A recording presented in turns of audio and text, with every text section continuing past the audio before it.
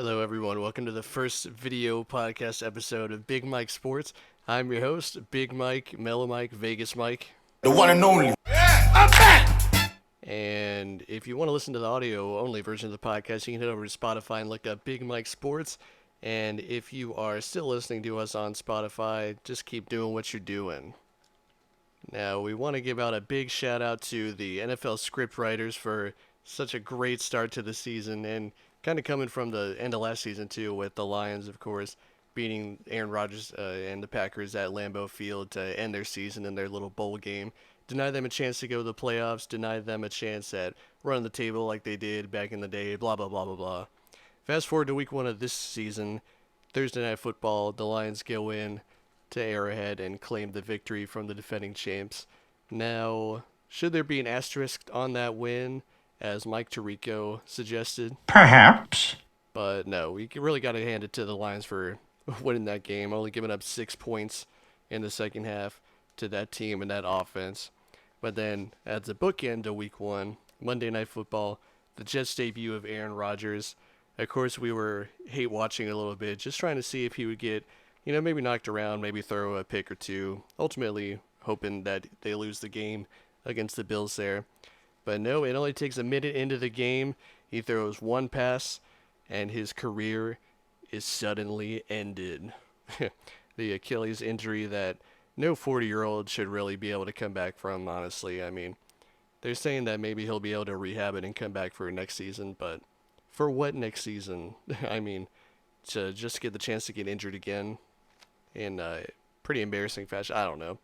I don't know what he's going to do. I don't know what the Jets are going to end up doing. They're trying to bring in some extra people, some different backup quarterbacks, whether they're veterans, or even getting a call to Kaepernick.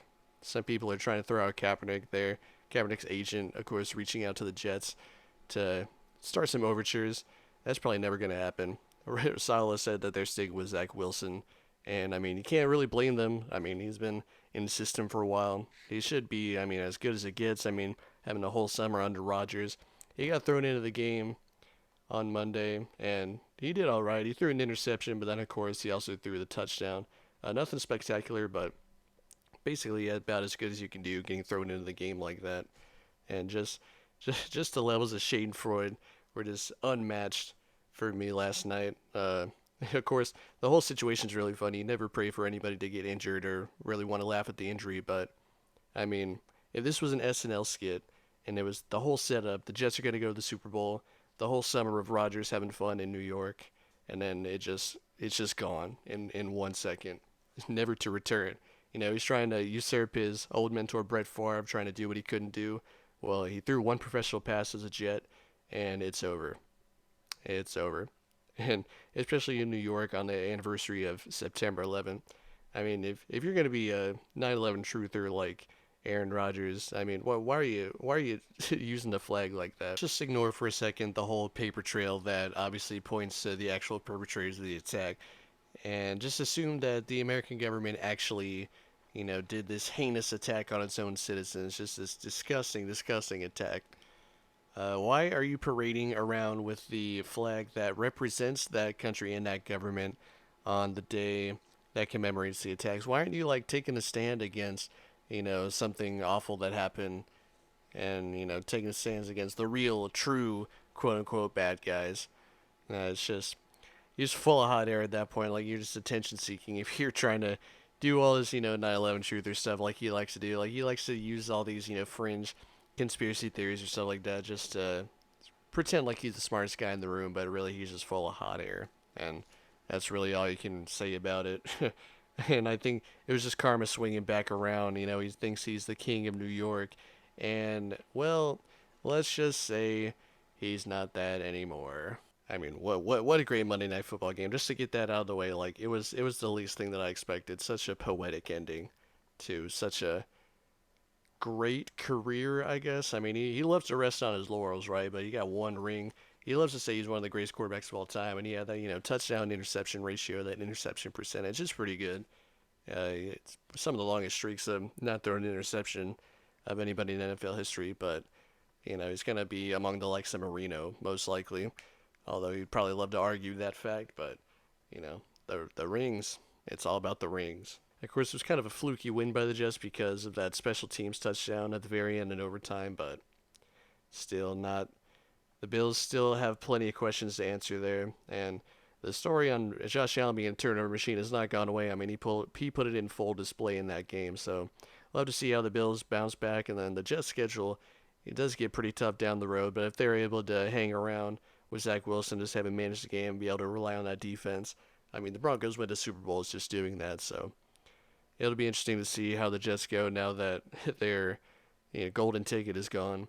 I mean, if you're the kind of team where you think that you're just a quarterback away and you go for a 39-year-old quarterback coming up the worst season of his career, and you think that's going to bring you to the Super Bowl, I mean, you kind of deserve what you get at that point. I mean, they definitely reaped what they sowed.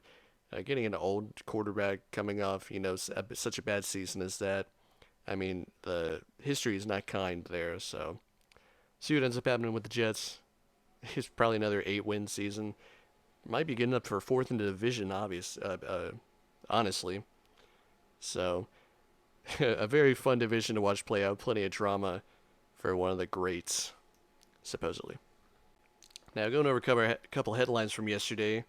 And going back to the Monday Night Football game, the broadcast itself, SVP as the Monday Night Football countdown host is a little weird to see. Although, I mean, it was interesting. I like SVP anyway. And, he did a serviceable job as host, but I don't know. You kind of worry about kind of being maybe a little overexposed, getting a little too much of him at once. I mean, maybe they should have gone for somebody else for the hosting because he was so good in the studio for the Sports Center following the game, but they still ended up doing the Sports Center live from the stadium, and they did a very good job. Awesome broadcast. I mean, so it wasn't the worst thing in the world. It was pretty cool, but I don't know. You just kind of worry maybe it's a little bit too much SVP at one time. And then Coco Gauff becoming the number 3 women's tennis player in the world, probably entering her prime, right? I mean, we remember when she was just 15 years old and still beating, some serious competition. So if this is the start of a long run of dominance for Coco Gauff, we're all about it. And coming up in just a sec, we're going to have our first guest. He's been on the podcast before in our little live session from Myrtle Beach with the whole group. But he's our first individual guest of the show, and he's calling in right after this, talking about a little UNC App State. Nice shot! All right, joining us as our first guest on the video podcast, we got the guy who was trimming the hedges outside the country club that I was not allowed entrance into. It's Larry the Landscaper. Larry, how you doing? I'm doing great. It's great to be back here with Big Mike here on the podcast. Yeah, so I don't know how the country club people felt about the game that UNC just played against App State, but Mac Brown says he's not even going to keep putting them on the schedule. So how do you think the Tar Heels ended up coming out against the Mountaineers? Man, it was terrible. The Mountaineers should have not been able to hang at all with UNC. And there's a reason they dropped 3 positions in the AP poll after that W. It doesn't happen often, but yeah. Yeah, so they came in, like 19, 18 point underdogs or something, the Mountaineers did, but as soon as I saw that it was going to be maybe raining a little bit in the area, I kind of picked them to win. It looked pretty close, but of course they did get pretty lucky to get into overtime. How do you think Drake May performed against that defense? I mean, it's not like an ACC defense. It's still a Sun Belt team, but what do you see from Drake May? I saw he was trying to carry a little bit, but a lot of miss happens on both sides of the ball for UNC. It just didn't go to plan at all with the defense getting stupid penalties on big third downs, face masks everywhere. It's just hard to see.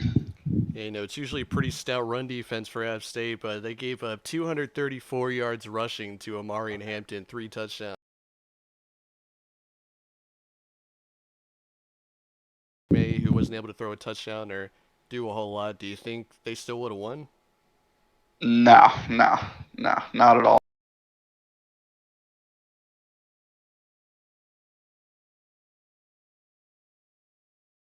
Overtime, easy touch.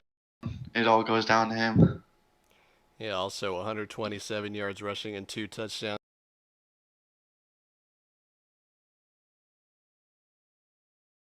receiving days for North Carolina. J.J. Jones, 6 receptions, 91 yards. And Deshaun Davis turned into a little mini star for App State receiving. 7 receptions, 117 yards, 1 touchdown. But the big name that I did not mention there is, of course, transfer wide receiver Tez Walker. Now, I saw some headlines where people were threatening violence against the NCAA for not allowing Tez Walker's transfer to go through. You weren't one of those people, were you, Larry? I mean, I was close to it. You know, it's tough out here, man. He definitely should be able to play. There's no reason for him not to. We might see some news coming up with that in the future. Yeah, and going into a little Week 1 NFL action, some of the people at the Country Club are probably pretty excited to see famous Duke grad Daniel Jones really struggle against the Cowboys. Cowboys dropped, 40 points on the Giants in that game? What did you see from the Giants and the Cowboys in that game? I mean, it was all just one-sided. You know, as the score reflects, you can't like these are college scores out here. You don't really see a 40-0 anymore in the NFL much. It's just terrible. Yeah, and I hope he didn't have to face off against that Dallas defense in the fantasy because they scored, like 34 points? I haven't seen scores like that from a defensive fantasy since that one Patriots team that scored like 200 points. Yeah, it's tough if you have to face the Dallas Cowboys defense in that Week 1 fantasy. Week 1 NFL was just crazy with the Tennessee Titans kicking 5 field goals, I think, in the game to lose. You know, you just can't win NFL games with only field goals, despite the Saints only putting up around 16, I think. Yeah, eking out with the 1 point victory. Not a great performance for them either, but how did you like Sam Howell in his debut also? They struggled to beat the Cardinals, who are not trying to win a game. You know, there was some good plays from it, but also he was getting beaten up quite a bit, and some stupid plays with the fumble that went into the end zone. It's just a struggle with fitting in the new offense. Yeah, I think he took like 6 sacks in that game. That's up there for most all time for a Washington quarterback in his first start. And of course, we got to get to this part to get you out of here. What'd you think about the Lions playing the Chiefs? You know, I think the Lions look very good compared to everyone else Week 1, especially after Sunday with a bunch of teams struggling to even do anything offensively or defensively in some matters. But I think Lions are going to be pretty strong this season. Looking at the Week 1 comparison to everyone else. Where do you think they're in the NFL right now? You thinking top 10? You on top Oh 10? yeah, yeah. I'm going top 10. You know, it would be interesting to see him against a healthy Chiefs team, but some things to work on for the Lions in all aspects of their game, from defense to offense. But I think they're in the right direction. Yeah, I think so too. Everybody's got a little bit of work to do after week 1, but the Lions are starting out in a pretty good spot, beating the defending world champions. But we thank you for being the first guest on the video pod, Larry, and yeah, get back to trimming those hedges. Yeah, and you know, we'll get it done. We'll get it done. I don't know if I'm going to be putting on this headset again. All right, that's going to be it for us on the program today. Could have gone a lot better, but it's the first try of the video podcast. See how we do next time. Thanks.